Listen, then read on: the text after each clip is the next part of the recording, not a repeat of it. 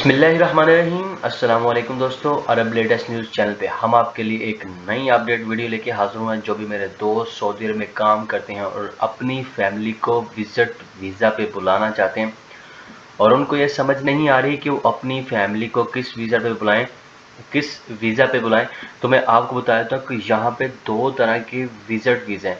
वो मैं आपको आज डिटेल से बताऊंगा और वीडियो को कंप्लीट देखना है ताकि आपको कंप्लीट समझ आ जाए और कौन सा वीज़ा आपकी फैमिली के लिए सूटेबल रहेगा।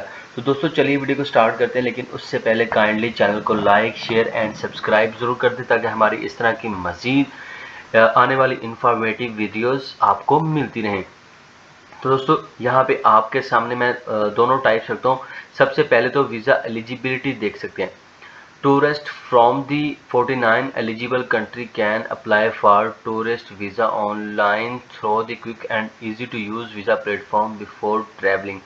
यानी कि 49 जो एलिजिबल कंट्री, वो आपने लिस्ट देख लेने कि सऊदी अरब ने किन किन कंट्रीज़ को अलाउ किया, वो यहाँ पे आ सकते हैं टूरिस्ट विजिट वीज़ा के लिए। ठीक है, तो उसके बाद फीस एंड वैलिडिटी वो भी मैं आपके साथ डिस्कस करता हूँ। The cost of the tourist visa यानी कि जो ई वीज़ा टूरिज्म वीज़ा है वो आपको 535 रियाल में मिलेगा। The visa cost include fee for health insurance, यानी कि टोटल फीस तो उसकी वीज़े की 480 है, लेकिन उसके ऊपर जो 55 रियाल उन्होंने ऐड किए हैं वो आपकी हेल्थ इंश्योरेंस के लिए उसमें ऐड कर दिए और टोटल 535 रियाल वो बनते हैं। अब दोस्तों आ जाते हैं इसकी टाइप्स की तरफ। तो सबसे पहले देते हैं दी मल्टीपल एंट्री वीज़ा। जो टूरिस्ट वीज़ा है वो कह रहे हैं जी 1 साल के लिए होता है, यानी कि फ्रॉम डेट ऑफ इशुएंस, यानी कि जिस डेट को वो इशू किया गया है उस डेट से 1 साल के लिए। And the permissible period for stay is 90 days, यानी कि जब आपका वीज़ा लग चुका है तो आप 90 दिन के लिए सऊदी अरब में रह सकते हैं। अच्छा, अब बात आ जाती है कि बात साल की हो रही है और 90 दिन के लिए क्यों है। कुछ दोस्तों को ये चीज़ समझ नहीं आती। मैं आपको इसमें डिटेल से बताता हूँ कि जब आपको 90 दिन पूरे होने वाले होते हैं, यानी कि आपको मैसेज रिसीव होगा आपके नंबर पे, जो आपके जनाबे वाला वीज़ा पे नंबर आपका निकलेगा, वहाँ पे मैसेज रिसीव हो जाएगा 90 दिन पूरे होने से 8 दिन पहले, और वो आपको बता देंगे कि आपका जो है वो वीज़ा एंड होने वाला है। तो आपने क्या करना है, उसको एक्सटेंड करवा लेना है दोस्तों। एक्सटेंड करवा के आपने जनाबे वाला जो भी उसकी कार्रवाई वो 7-8 दिन में पूरी करनी है ताकि वो आपका वीज़ा एक्सटेंड हो जाए, और आप इसको 270 दिन के लिए एक्सटेंड कर सकते हैं। यानी कि पहली दफ़ा 90 दिन का, उसके बाद फिर 90 दिन का, उसके बाद जब फिर 90 दिन गुजर गए आपको फिर मैसेज रिसीव हो जाएगा कि आपका वीज़ा जो है वो एंड होने वाला है, फिर आपने इसको एक्सटेंड करवा लेना। और ये extendable multiple entry tourist visa है। अब आ जाएं, जो single entry visit visa is valid for 3 months from the date of issuance. यानी कि ये वीज़ा है तो 1 मंथ का, लेकिन ये क्या होता है कि 3 मंथ्स के लिए वैलिड है। ठीक है, आप 3 मंथ्स मैक्सिमम रह सकते हैं। And the permissible period stay is 30 days, यानी कि आप 30 डेज सऊदी अरब में रहेंगे। उसके बाद अगर आप वीज़ा को एक्सटेंड करना चाह रहे हैं तो आप मैक्सिमम उसको 190 दिन के लिए जो है वो एक्सटेंड कर सकते हैं।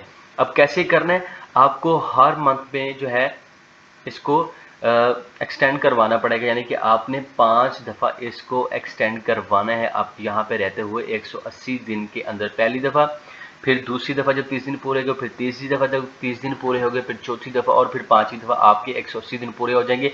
उसके बाद आपको यहाँ से एग्ज़िट हर हाल में करना पड़ेगा। आप यहाँ पे मज़ीद जो है वो स्टे नहीं कर सकते सऊदी अरब में, क्योंकि आपका वीज़ा जो है वो एक्सपायर हो जाएगा।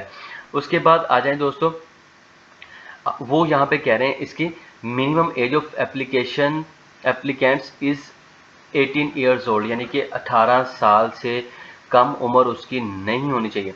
वो कहते हैं under age application require an individual above 18 years old to act as their guardian, यानी कि अगर कोई 18 साल से कम उम्र बंदा आता है तो उसका गार्डियन, यानी कि उसका कोई बड़ा जो 18 साल से ज़्यादा हो, वो यहाँ पे होना लाजमी है। उसके बाद कहता है जब आप अप्लाई कर रहे हैं तो आपकी वीज़ा की एक्सपायरी डेट जो है वो 6 मंथ से ज़्यादा हो, उससे कम ना हो, अदरवाइज़ वो आपको वीज़ा नहीं देंगे। उसके बाद कहते हैं कि अगर आप किसी सूरत नई वीज़ा एक्सटेंड करना चाहते हैं, और उसके बाद क्या होता है जी, आप वीज़ा एक्सटेंड नहीं करना चाहते, ये आपने फ़ी पे कर दी तो आपको फ़ीस वापस नहीं होगी, वो रिफंडेबल नहीं है।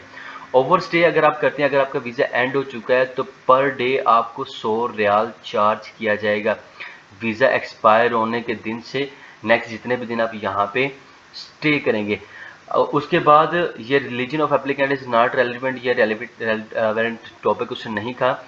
Documents not required to obtain a visa, return ticket, booking, accommodation only address is required. आपको कोई भी चीज़ नहीं चाहिए, बस आपने एड्रेस बताना है।